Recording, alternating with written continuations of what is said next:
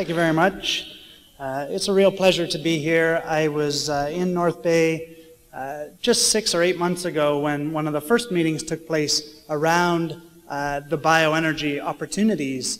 And it was a rich and exciting discussion then, and I'm very happy to see the progress that's been made since then. So I'm delighted to be back, and I'm looking forward to a long collaboration between Queens and Nipissing and North Bay. So, as soon as I figure out how to do this. Today I want to talk to you about a few things. The first, I'll talk about Ontario's Green Energy Act. It's been referenced many times. We'll talk about it a little bit more. I'll start to bring up some options for bioenergy and talk about how it fits within a renewable energy portfolio. I'll give you a few international examples, how people are succeeding with renewable energy and bioenergy other places around the world. And I'll finish up with some brief kind of points. And I'll try to cover this as quickly as I can to leave some time for discussion. So the Green Energy Act, as you know, was passed this year. Essentially, it gives us an opportunity to develop renewable energy opportunities as well as to address conservation issues here in Ontario. It's an aggressive piece of legislation. That made a good point, which is that it's a very rich piece of legislation in terms of the incentives that it offers, and it promises a lot, and that's why the title of my talk is Getting Past the Promise. How are we going to achieve what the Green Energy Act is really laying out for us? The goals include 30,000 jobs, new jobs, or 50,000 jobs, I'm sorry, in 3 years. This is an incredibly ambitious target.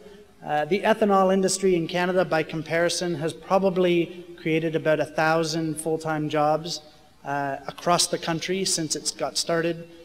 So to create 50,000 jobs is very ambitious. Not to say it can't be done, but there's a challenge there. Of course, to help reduce emissions, to create a conservation culture, and to help us develop a smart grid for energy distribution. All these things have been discussed a little bit this morning. You won't be able to read this. I realized this morning when I was sitting at the back that the room is too big and the slides are too small, and so the numbers are not going to be evident. The message I want to take away from this is that the Green Energy Act gives us the feed-in tariff opportunities. As was mentioned at lunch, the highest opportunities are actually around solar PV for rooftop installations. Biomass is up at the top, and in Ontario it's 12.2 cents. It can go up with adders to about 14.2 cents per kilowatt hour, which is probably enough for your basic technologies, but maybe not enough to encourage transformative technologies. And transformative technologies is something I'll come back to a couple times. If we compare this to Germany, and I think, oh yes, so we have a little red on the biomass numbers. In Germany right now, the feed-in tariff for biomass energy is actually a little bit higher than it is here. The feed-in tariff in Germany actually works a little bit differently than Ontario's feed-in tariff in that it front-loads the incentives so that you get more money in the first years of operation and the incentive drops over time. That's in part a response to the reality that capital costs are incurred up front, and so you get more money in the first years of operation. It also recognizes that the costs of operating and building new facilities will go down over time, so the feed-in tariffs are adjusted. Ontario, we haven't got to that level of nuance, and you'll also see that Germany has lots of different layers or levels built into their feed-in tariff system, and that's something else that we don't have yet here. Bioenergy options, we don't have to go heavily into this because I think most people here know what we're talking about, but the largest scale options would be power generating units. The biggest power generating unit in Canada right now that uses biomass is Williams Lake. It's a facility that runs off of sawmill residues, produces 65, 66 megawatts. The last time I checked, it was not operating because the sawmills weren't providing chips. So they couldn't operate the power facility. It may be back up. Maybe somebody in the room knows what the status is right now.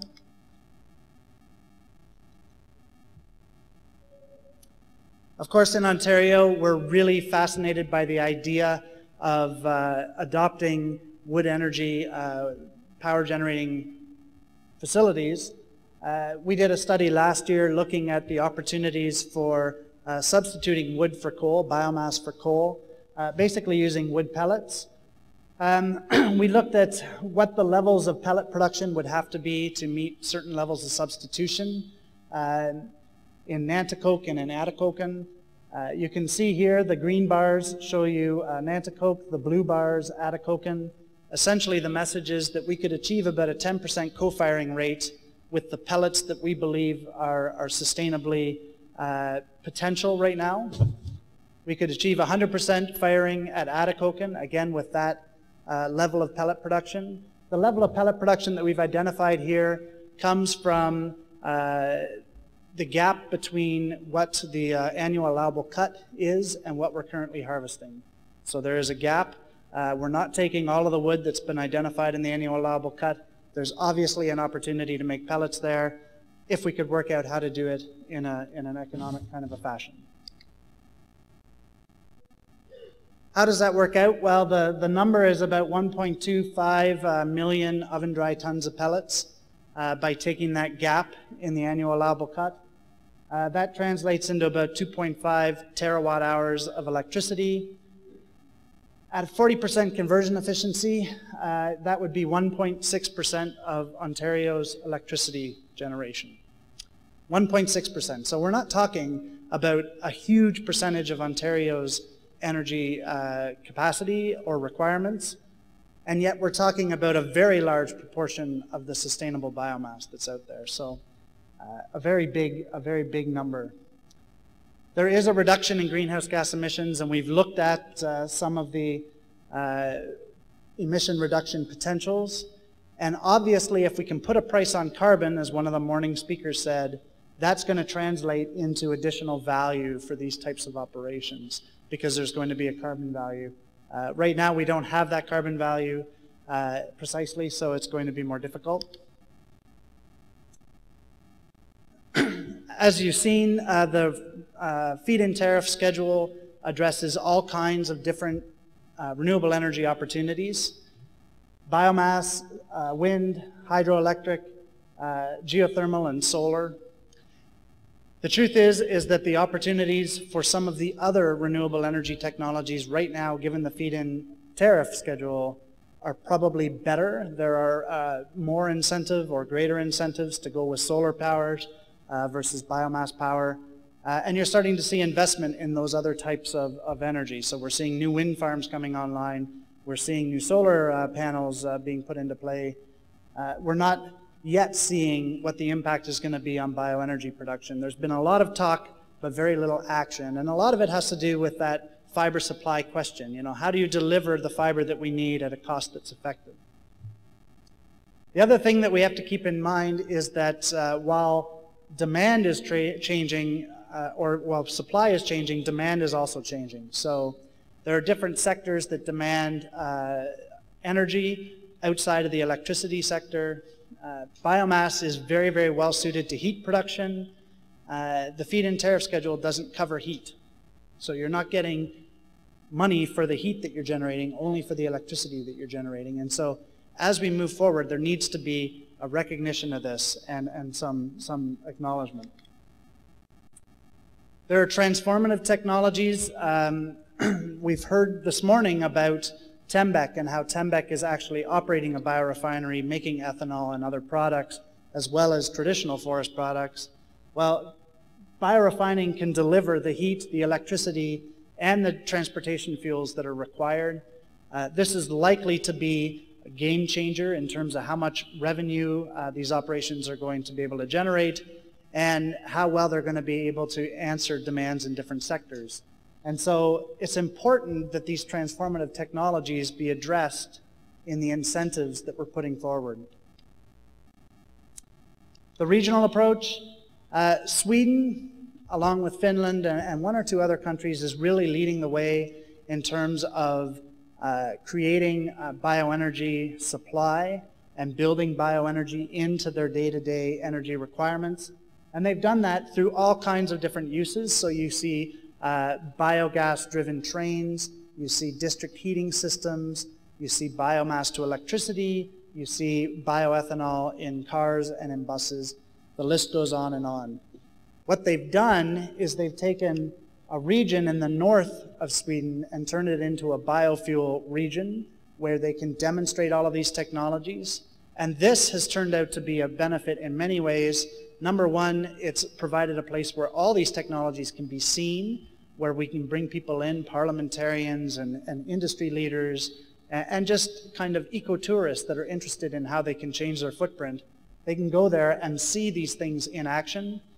And of course, that's also actually created a bit of a tourist boom in the north of Sweden, which is nothing to frown at.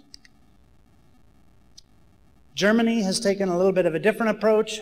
Germany is using all kinds of different renewable energy technologies. And that's why I think that it's an important country for us to look at, because as I pointed out earlier, Germany has a feed-in tariff schedule that's not all that different from what Ontario has proposed. However, they have done a project looking at renewable energy as the sole supplier for a portion of their grid, a relatively small portion. But what they've done is, or what they've demonstrated, is that renewable energy alone can provide the base load over an extended period of time. And so if you look at the way that they've done it, they've used solar and they've used wind technologies, which are intermittent and only provide power when the sun is shining or when the wind is blowing. But they've teamed that up with biogas, so bioenergy, and reservoirs for hydroelectric. And so what they're able to do is to provide that constant load over time. This is the sort of role that bioenergy can play inside of a renewable energy portfolio. And that's why, although the incentives for bioenergy are actually lower within the feed-in tariff, it's important for us to keep pushing this forward and to keep lobbying back to government to say, you know, this is a crucial piece of the puzzle because it can provide that base load year in, year out. The regional approach can work here too. We're currently launching projects at Queen's to look at regional power production right across the province.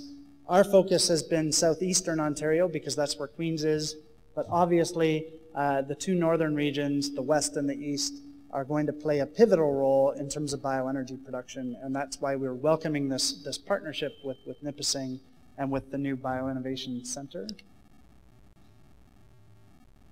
The main benefits, you can help start to overcome those challenges with implementing these technologies.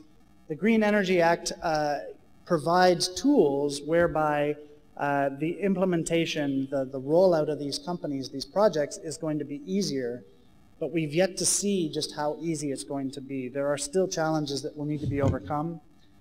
Certainly, a regional approach can help us to promote new technologies by clustering demonstrations and bringing people in so that they can see how they work together, by putting multiple technologies to work to deal with a single problem.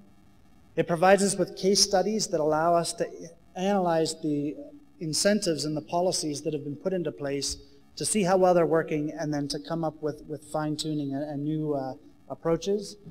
And it allows us to explore other important issues, particularly around conservation and around the whole role of globalization versus nationalization. What exactly is our energy future going to look like, and how local is it actually going to be? Last thing I want to say is that within the bioenergy sector, the big question remains that secure long-term supply of feedstock at a reasonable price.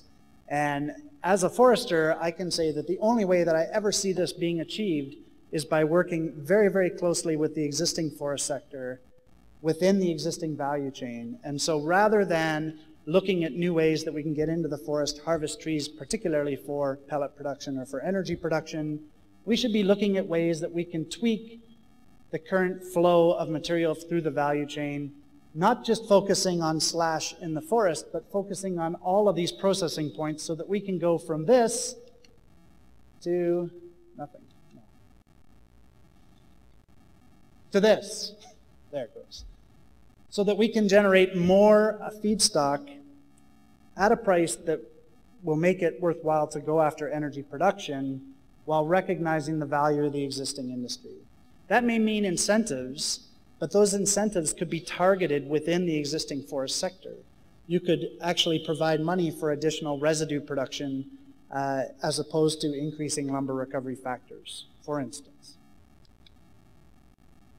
So the summary, the Green Energy Act is a promise and a guarantee. It's a guarantee so that there is financial security around investments in this sector. But meeting the promise that's there is going to be difficult. Bioenergy is going to play a very important role within the renewable energy power portfolio. And the Green Energy Act doesn't actually dictate what the proportions of that portfolio are going to be. So it's up to us to constantly remind people that bioenergy provides that base load and can work in tandem with other energy options. A regional approach can work. It has worked in other places. And I think that we should be building on that here in the Northeast, in the Northwest, and in the southern parts of the province. And really, bioenergy only works within a healthy, viable forest sector. And so it's to everybody's interest to make sure that these two things proceed hand in hand. And that's really all I wanted to say today, so I'm going to finish there. Recognizing the funding and the colleagues that have helped us to put this together, and we'll move on to the next. Thanks.